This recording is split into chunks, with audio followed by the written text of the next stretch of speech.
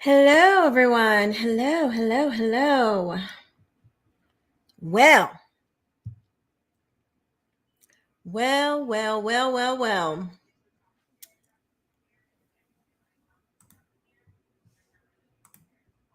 So, have you guys heard about what Elon is doing, exposing the Hunter Biden laptop?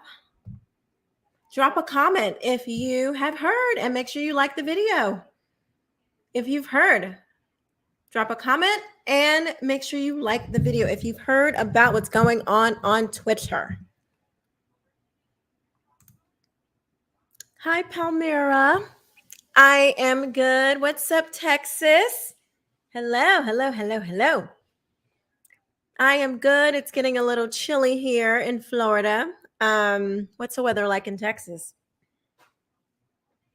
You have not heard the details. Well, buckle up. Let's let's go in. So Elon Musk is releasing the details on the laptop from hell, the Hunter Biden laptop. And this story is personally I am interested in this story because I worked on the Trump campaign. I ran the Black Voices for Trump office in 2020. We worked really hard. We did amazing work in flipping Democrats to Republicans in the urban core here in Jacksonville. And so for him to be bringing this up and exposing what happened, I'm going to share with you guys. I'm going to jump over to Twitter so we can read and we can see what happened, who was suppressing the laptop story. Remember, the New York Post posted it, and they bless you, my daughter sneezed, and they took the story down. Kayleigh McEnany, her account was, I think she got they removed the post from her account. Anyway, it was a lot of foolishness going on. So we're going to jump over to Twitter to see what happened, because this was really important. Because if you guys remember, when it started to come out, people were saying, if I would have known about this, I would not have voted for Joe. Hi, Dan. Hello. Okay, Palmyra. It was chilly, but it's getting warm now. Okay. All right, let's jump on over here to Twitter and see what's popping over there.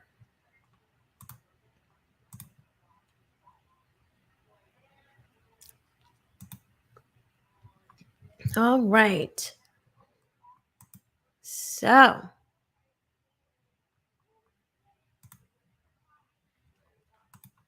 we're calling it Twittergate already. They already have a hashtag, Twittergate.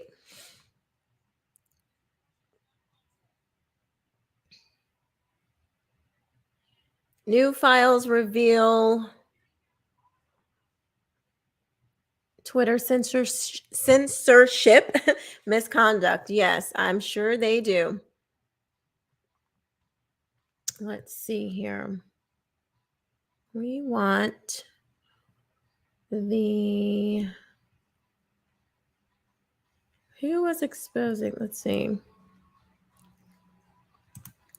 Let's go back to Twittergate. Okay, here we go. Matt Taibbi. So Matt Taibbi, I believe he's a reporter, and he was exposing what happened. So let's see. He says, it's been a whirlwind 96 hours for me too. There is much more to come, including answers to questions about issues like shadow banning, boosting follower accounts, the fate of various individual accounts, and more. These issues are not limited to the political right. Okay. So let's go. I know. Okay, so here it is, y'all. Here is the beginning. Okay, the Twitter files. What you are about to read is the first installment in a series based upon thousands of internal documents obtained by sources at Twitter. The Twitter files tell an incredible story from inside one of the world's largest and most influential social media platforms. It is a Frankensteinian tale of a human built mechanism grown out the control of its designer. Twitter, in its conception, was a brilliant tool for enabling instant mass communication, making a true real time global conversation possible for the first time. In an early conception, Twitter more than lived up to its mission statement, giving people, quote, the power to create and share ideas and information instantly without barriers, end quote. As time progressed, however, the company was slowly forced to add those barriers.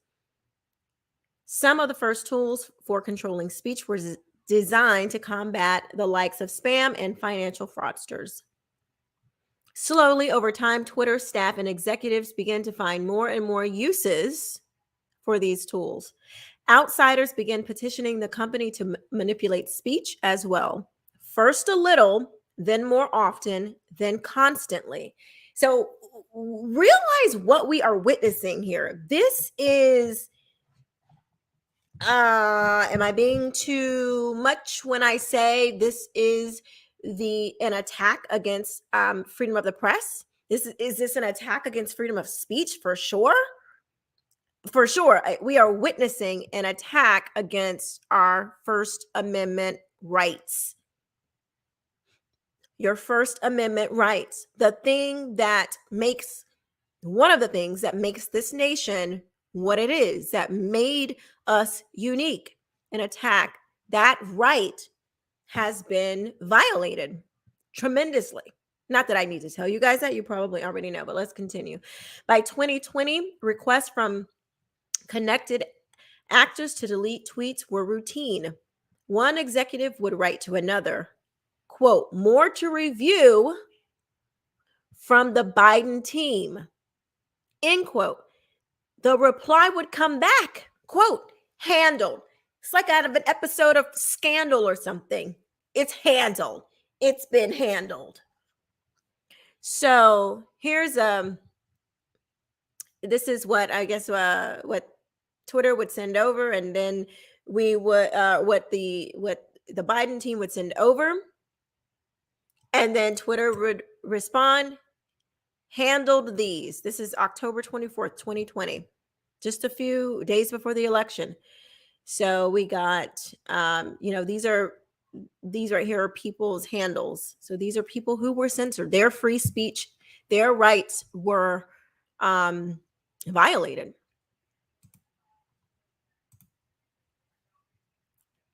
It's insane. So let's keep going. Celebrities and unknowns alike could be removed or reviewed at the behest of a political party. This is insane. So you could call up somebody, hey, I need you to remove this person off of Twitter. This could be your government calling. I need you to remove this person off of Twitter because I don't like what they said. This is crazy. So this is another screen grab. I grabbed the first one under SI. SI, I'm not sure what that means. If you guys know what that might mean, put it in the chat. Defer to safety on the high profile second one. So we have real James Wood. The actor James Woods was banned. Wow, this is insane. Both parties had access to these tools. For instance, in 2020, requests from both the Trump White House and the Biden campaign received and honored. However, this system wasn't balanced. It was based on contacts because Twitter was and is overwhelmingly staffed by people of one political orientation, the left. There were more channels, more ways to complain open to the left, well, Democrats, than the right. And so this is like a screen grab of the donations of Republicans from Twitter. From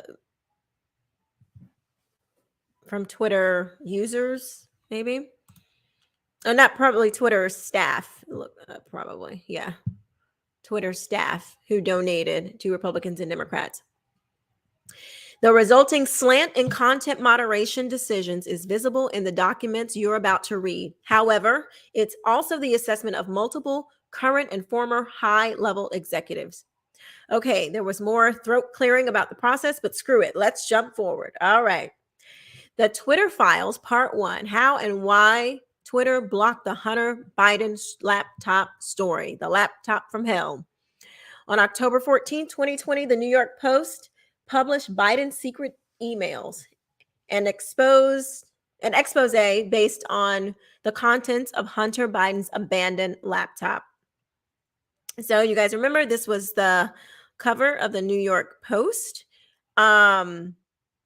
It says Biden's secret emails, but if you guys know by now, it was way more than emails. It was way more than emails. Twitter took extraordinary steps to suppress the story, removing links and posting warnings that it may be unsafe. They even blocked its transmission via direct message, a tool hitherto reserved for extreme cases. For example, child pornography. This is crazy. So you guys, you have to understand, they went in your DMs. They would not even let you direct message this to someone else.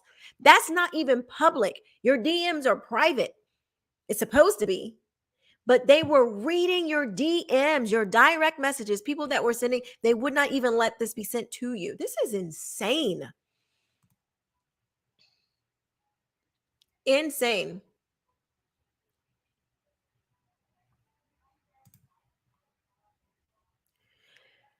White House spokeswoman Kayleigh McEnany was locked out of her account. She was locked out for tweeting about the story, prompting a furious letter from Trump campaign staffer Mike Hahn, who seethed, at least pretend to care for the next 20 days. So here's the email. This was the email here.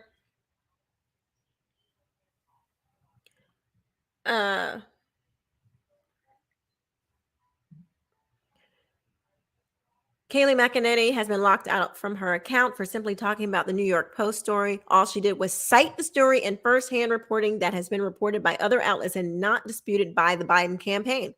I need an answer immediately on when, how she will be unlocked. I also don't appreciate how nobody on this team called me regarding the news that you'll be censoring news articles. Like I said, at least pretend to care for the next 20 days. Insane. This led public policy executive Caroline Strom to send out a polite WTF query. Several employees noted that there was tension between the comms policy teams, who had little or less control over moderation, and the safety trust teams. So, hi team, are you able to take a closer look here? Thank you. Trying to get some more information here. Strom's note returned the answer that the laptop story had been removed for violation of the company's, quote, hacked materials policy. So remember, it was like, oh, this might be some more Russian disinformation. It's hacked. Hi, Caroline. Thanks for reaching out. Per checking, the user was bounced by site integrity. Oh, SI, that's what that is. By site integrity for violating our hacked materials policy. Adding them here for further insights and guidance. Thanks. Although several sources recalled hearing about a general warning from federal law enforcement that summer about possible foreign hacks, there's no evidence that I've seen of any government involvement in the laptop story. In fact, that might have been the problem. Yeah, the problem that no credible place was looking in, credible law enforcement was looking into this. The decision was made at the highest levels of the company, but without the knowledge of CEO Jack Dorsey, with former head of legal policy and trust Vijaya Gadde playing a key role. Surprise, surprise. They just freelanced it. That's a quote. It's how one former employee categorized the decision. Quote, hacking was the excuse, but within a few hours, pretty much everyone realized that wasn't going to hold, but no one had the guts to reverse it, end quote. This is insane. You can see the confusion in the following lengthy exchange, which ends up including Gadde and former trust and safety chief Yoel Roth. Comms official Trenton Kennedy writes, I'm struggling to understand the policy basis for marking this as unsafe. Wow. Let's see. This was marked privileged and confidential. Our teams continue to investigate the origins of the material included in the reporting. Trenton Kennedy, I'm struggling to understand the policy basis for marking this as unsafe. And I think the best explanation argument for this internally would be that we're waiting to understand if the story is a result of hacked materials. We'll face hard questions on this if we don't have some kind of solid reasoning for marking the link. Look, this is insane. Katie Rossborough, we will also mark similar. Will we also mark similar stories as unsafe? I mean, they're literally like planning.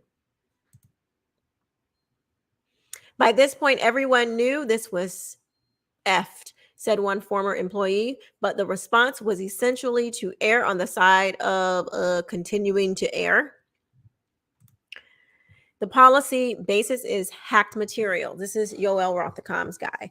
Though, as discussed, this is an emerging situation where the facts remain unclear. Given the severe risk here and lessons of 2016, we're erring on the side of including a warning and preventing this content from being amplified.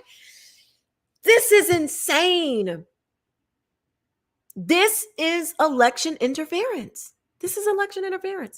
Vijaya Gade, what is the warning that will come up? Yoel Roth, new. When you click the link, you'll see the generic unsafe URL message. References spam, malware, and violations of the Twitter rules. Not ideal, but it's the only thing we have. Wow, this is insane. This is so crazy. Whatever we do in the comms, this will become a bias claim for Jack pre-hearing immediately. Let's make it clear we are proactively but cautiously interpreting this through the lens of our hacked materials policy and allowing the link with a warning and significant reduction of spread. Significant meaning basically all of it. This is so crazy. We need to follow up and see what this Ian Plunkett guy and make sure. I wonder if these people still work at Twitter. I know Vijaya Gade, and Yoel Roth, I don't think they do, but Ian Plunkett, I wonder if he does. Former VP of Global Comms Branding, Borman asked, can we truthfully claim that this is part of the policy? To Ian's point, can we truthfully claim that this is part of the policy? As part of our approach to addressing potentially hacked materials, we are limiting visibility of related stories on Twitter while our investigation is ongoing. To which former Deputy General Counsel Jim Baker again seems to advise staying the non-course because caution is warranted. I support the conclusion that we need more facts to assess whether the materials were hacked at this stage. However, it is reasonable for us to assume that they may have been and that caution is warranted. There are some facts that indicate that the materials may have been hacked, while there are others indicating that the computer was either abandoned or the owner consented to allow the repair shop to access it for at least some purpose. We simply need more information. A fundamental problem with tech companies and content moderation, many people in charge of speech know/care little about speech and have to be told the basics by outsiders to wit. In one humorous exchange on day one, Democratic Congressman Ro Khanna reaches out to Gade to gently suggest she hop on the phone to talk about the, quote, backlash regarding speech, end quote. Khanna was the only Democratic official I could find in the files who expressed concern, generating huge backlash on the Hill regarding speech. Happy to chat if you're up for it. Gade replies quickly, immediately diving into the weeds of Twitter policy, unaware Connor is more worried about the Bill of Rights. Hi, Congressman Connor. Thank you for reaching out, and we appreciate the heads up. We put out a clarifying thread of tweets earlier this evening to explain our policy around the posting of private information and linking directly to hacked materials. It was from the New York Post. The press secretary's account was not permanently suspended. We requested that she delete the tweet containing material that is in violation of our rules, and her account is restricted until she complies. This is like strong arming, gun to your head nonsense. I'd be happy to jump on the phone if helpful. My team in DC, Jessica and Lauren, are copied here and also available to discuss. Let's see. So what's going on in the chat, you guys? I don't like. What do you guys think about this? Like, talk to me. Let's talk about this as I'm reading. I can always go back and read more, but hit me up in the chat. Like, what? This is insane. Let's see. Kana tries to reroute the conversation to the First Amendment, mention of which is generally hard to find in the files. Ro Kana to Vigade, to Vijaya Gade. Hope you're well, Vijaya, but this seems a violation of the First Amendment principles. If there is a hack of classified information or other information that could expose a serious war crime and the New York Times was to publish it, I think the New York Times should have that right. A journalist should not be held accountable for the illegal actions of the source unless they actively aided the hack. So to restrict the distribution of that material, especially regarding a presidential candidate, seems not in the keeping of the principles of New York Times v. Sullivan. I say this as a total Biden partisan and convinced he didn't do anything wrong. But the story now has become more about censorship than relatively innocuous emails, and it's become a bigger deal than it would have. It's also now leading to serious efforts to curtail Section 230, many of which would have been a mistake. I believe Twitter itself should curtail what it recommends or puts in trending news, and your policy against QAnon groups is all good. It's a hard balance. But in the heat of a presidential campaign, restricting dissemination of newspaper articles, even if New York Post is far right, that's hilarious. Seems like it will invite more backlash than it will do good. Please keep this communication between just us and Jack, and no need to CC the team or forward to them. Just wanted to offer my 2 cents. Wow. Rokana. Ho. Wow. Y'all, what in the world? Within a day, let me check. Arrest warrants should be written and executed. Kelly Kuhn, I agree. This is insane. Dan says sickening. Yeah. It is like watching your country fall apart. It's like reading, you know what it's like? It's like reading the emails of your country falling apart. It's like reading the plot to bring down your country. This is sad. This is sad. Who are these people? Like, how come this Vijaya lady, how come these Twitter people don't have a love for America? Why don't they love America? Why don't they love free speech? Within a day, head of public policy Lauren Colbertson receives a ghastly letter/report from Carl Szabo of the research firm Net Choice, which had already polled 12 members of Congress, 9 Republicans and 3 Democrats from, quote, the House Judiciary Committee to Representative Julie Chu's office, end quote. Let's see what this says. Lauren, yesterday, Net Choice's Chris Marchese met informally with 9 Republicans and 3 Democratic House staffers to gather intel about Facebook and Twitter and the New York Post story. The staffers hail from the House Judiciary Committee to Rep. Judy Chu's office. Net Choice lets Twitter know a, quote, bloodbath awaits in an upcoming Hill hearings, with members saying it's a, quote, tipping point, complaining tech has, quote, grown so big that they can't even regulate themselves. So government may need to intervene, end quote. High level takeaway. Every Republican said, quote, this is a tipping point. It's just too much. And both Democrats and the Republicans were angry. That's good. That is good to know. That is actually good to know that Republicans and Democrats were angry about this. Now, I don't know if the Democrats were angry that that it was being censored, or were they angry about the story existing? Possibly both. I don't know.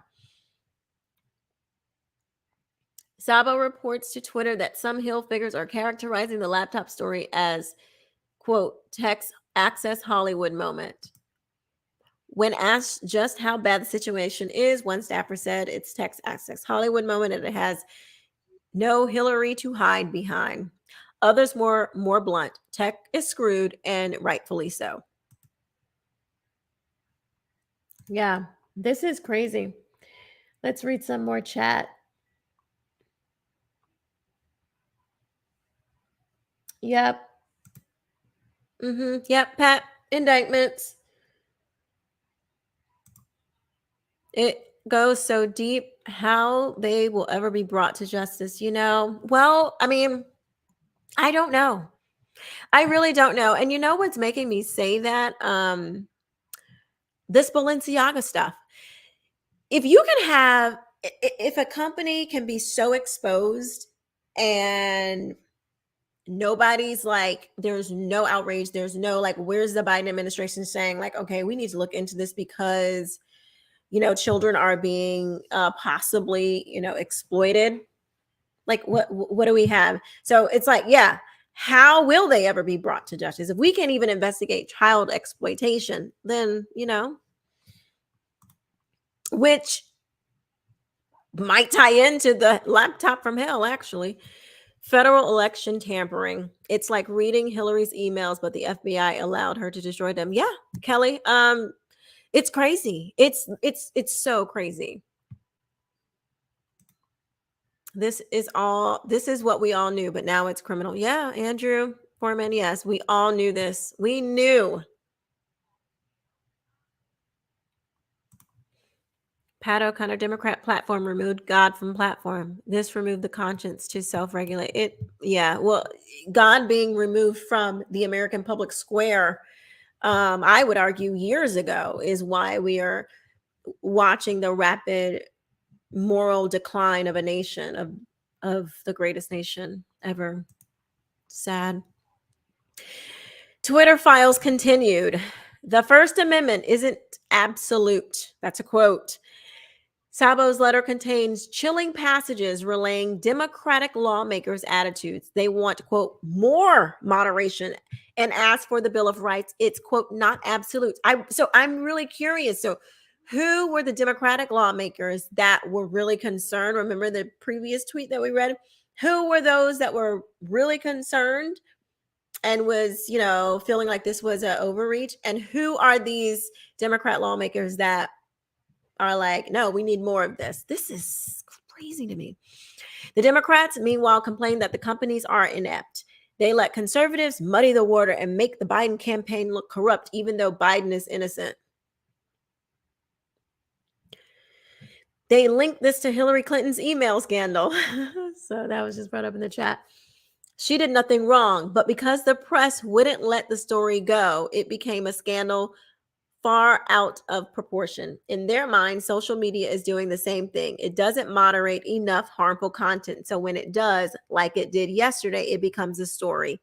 If the companies moderated more, conservatives wouldn't even think to use social media for disinformation, misinformation, or otherwise, because they are they determine what is misinformation, disinformation, derogatory, inflammatory. They determine what we can and cannot say.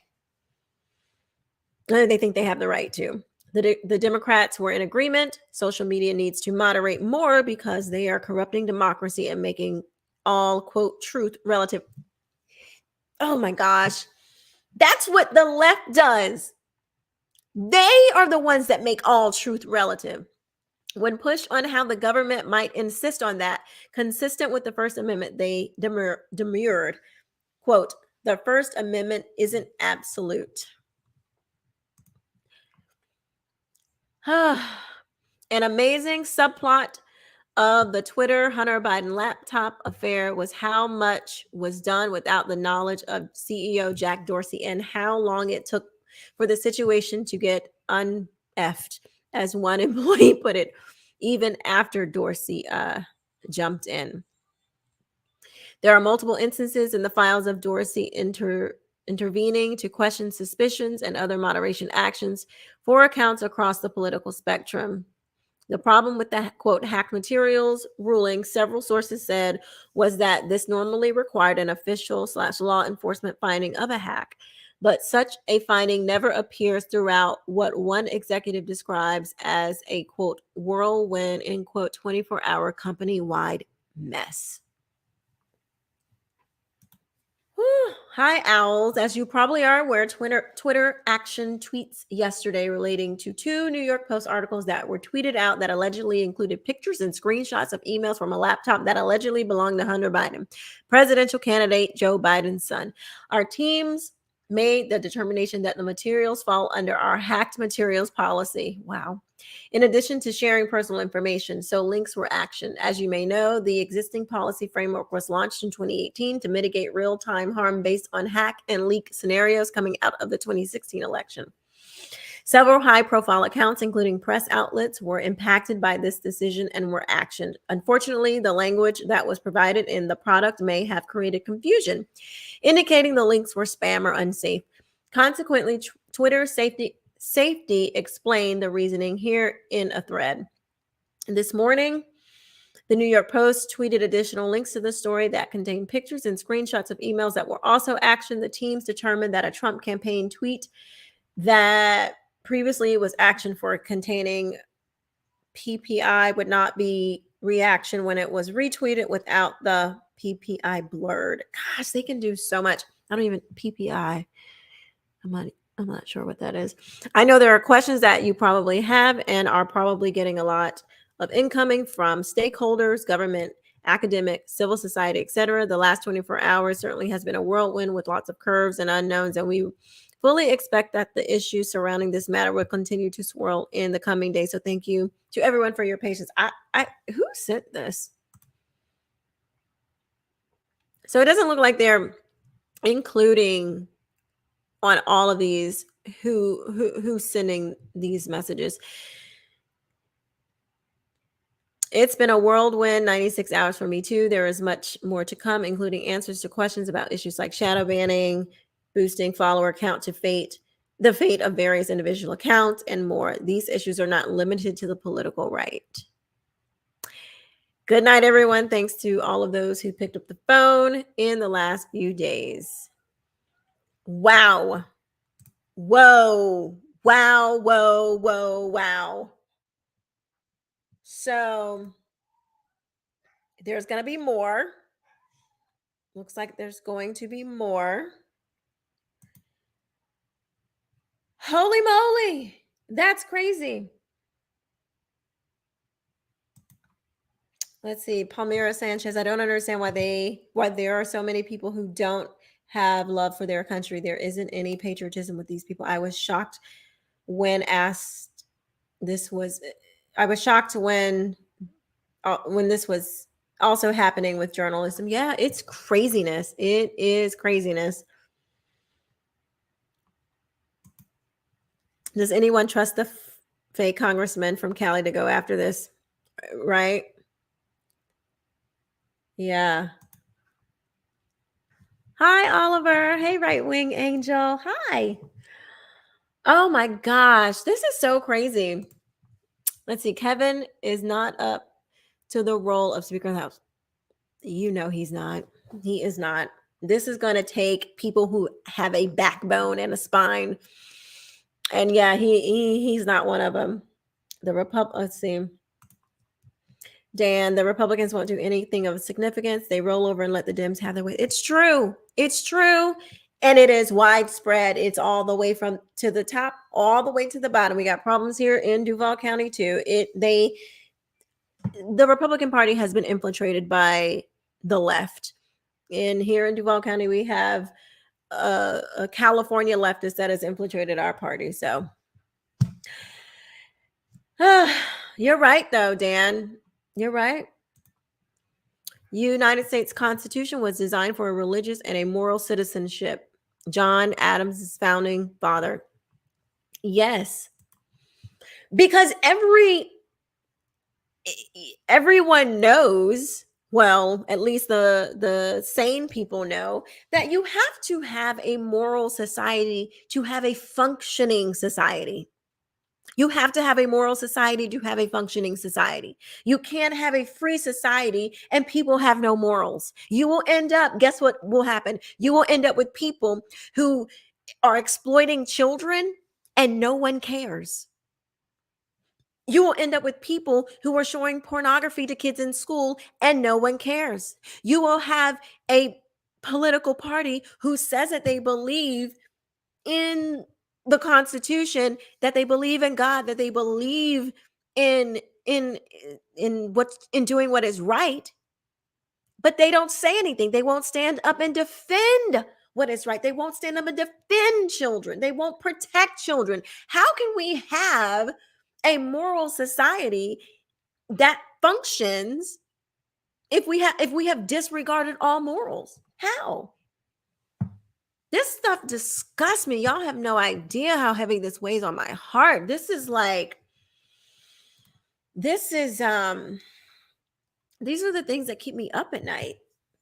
You know, these are the things that I'm always trying to find a way to better expose these things. And because I experience censorship.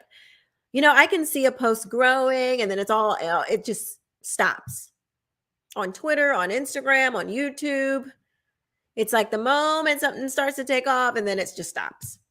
Like, I've done so many big media hits where my follow, the message should have gone wider and further.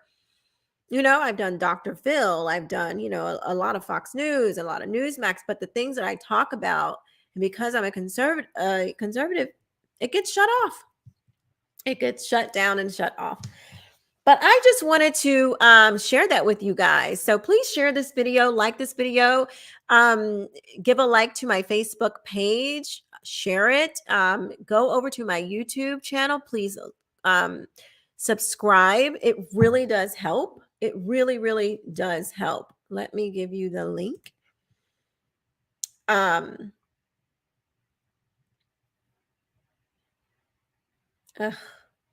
So crazy.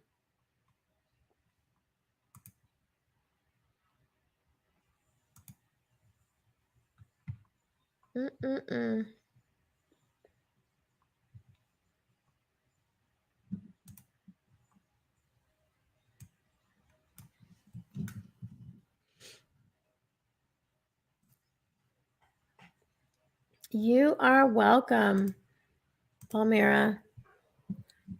You are welcome. There is my YouTube channel link. Yeah, so if you want to support the channel, please go over there and subscribe. Thank you guys so much for watching. I will see you next time. Bye-bye.